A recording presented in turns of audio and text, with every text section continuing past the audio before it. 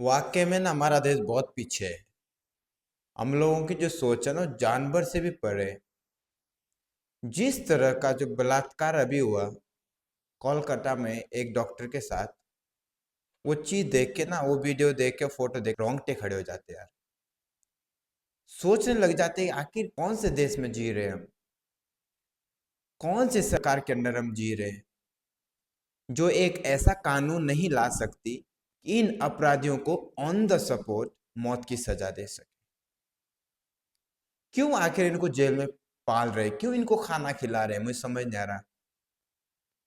आखिर ऐसी क्या मजबूरी है कि आप एक कानून नहीं बना पा रहे अपने देश के लिए, जिससे बेटियां और बहनें सुरक्षित रहे, उनको न्याय मिल सके और इन दरिंदों को मौत की सजा ऑन द स्पॉट मिलनी चाहिए और पूरी जनता के सामने मिलनी चाहिए। आपने कभी ये नहीं सुना होगा यार उस देश में बलात्कार हुआ, केवल भारत देश में क्यों होता, और देश में कभी बलात्कार क्यों नहीं होते, और देश में कभी गैंगरेप क्यों नहीं होते। आखिर सब कुछ अपने देश में क्यों हो रहा, ये हो रहा सरकार की लापरवाही, हमारे देश में ज्यादा फ्रीडम होने के नतीजे, और हर स्टेट में अलग अलग पार्टी की सरकार होने के नतीजे। इसके बीच में कौन पीसा जा रहा, बेटियां, बहन, आम आदमी, गरीब लोग, गरीब किसान, और उसके जिम्मेदार हम लोग भी है, क्योंकि हम कुछ चंद पैसों के लिए अपने वोट बेच देते। जो लोग इन दरिंदों को और इन माफिया लोगों को रास्ते से हटाने की कोशिश करते या उनको हटाते, उनको आप हरा देते हो। आपको याद होगा यूपी में किस तरह से आतंकवाद था 2015 से पहले, और जब योगी जी आई तब उसके बाद वहां पर गुंडागर्दी, आतंकवाद, रेपिस्ट सब खत्म हो गए। उसके बावजूद भी 2024 के लोकसभा चुनाव में परिणाम क्या था, योगी जी हार गए थे, बीजेपी हार गई थी।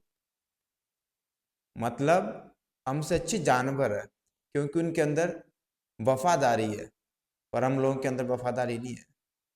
हम लोग कुछ चंद पैसों के चक्कर में अपना ईमान बेच देते, कुछ चंद पैसों के चक्कर में अपनी बहन और बेटियों की जिंदगी और उनकी इज्जत दांव पे लगा लेते।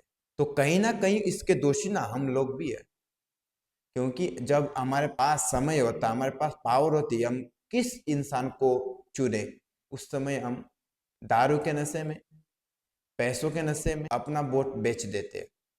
उसका परिणाम क्या होता, आतंकवाद उत्पन्न होता है, ये रेपिस्ट उत्पन्न होते हैं, और अगले कुछ 5 सालों तक इनका आतंक रहता है। और इनको अगर जेल भी होगी तो इनको अगले ये महीने में, अगले साल में इनको बेल देकर इनको छोड़ दिया जाता। तो इसलिए भारत सरकार अगर ऑन द स्पॉट मौत की सजा नहीं लाती इन दरिंदों के लिए, मुझे नहीं लगता भारत देश आगे बढ़ेगा। मुझे लगता भारत देश में बेटी और बहन और माँ सुरक्षित रह पाएगी। ये कानून बहुत जरूरी है और जल्द से जल्द आना चाहिए। भारत सरकार को ऐसा कानून बनाना चाहिए जिससे इन दरिंदों को ना तो किसी तरह की बेल हो, ना किसी तरह का एफआईआर हो, ना किसी तरह इनको सिक्योरिटी दी जाए। इनको ऑन द स्पॉट मौत की सजा देनी चाहिए और पब्लिक प्लेस में देनी चाहिए। तो ये बहुत जरूरी है, तब जाके हमारे देश में बेटी बहन सुरक्षित रहेगी और अपने आप को सुरक्षित महसूस करेगी। वो अपने देश में होते हुए भी यही सोच रही होगी हम किस नर्क में फंसे हुए हैं, किन दरिंदों के बीच में फंस गए। अरे यार, इससे अच्छे तो जानवर है। जानवर ना बहुत समझदार है, वो इस तरह से कभी अत्याचार नहीं करते, वो वफादार है इंसान से ज्यादा। लेकिन भारत देश में रह रहे इन दरिंदों से, इन दरिंदों का एक ही इलाज है, इनको ऑन द स्पॉट मौत दी जाए पब्लिक प्लेस में, तब जाके उस बेचारी बहन की आत्मा को शांति मिलेगी, और उससे पहले जो भी बहनों के साथ बलात्कार है उनको शांति मिलेगी।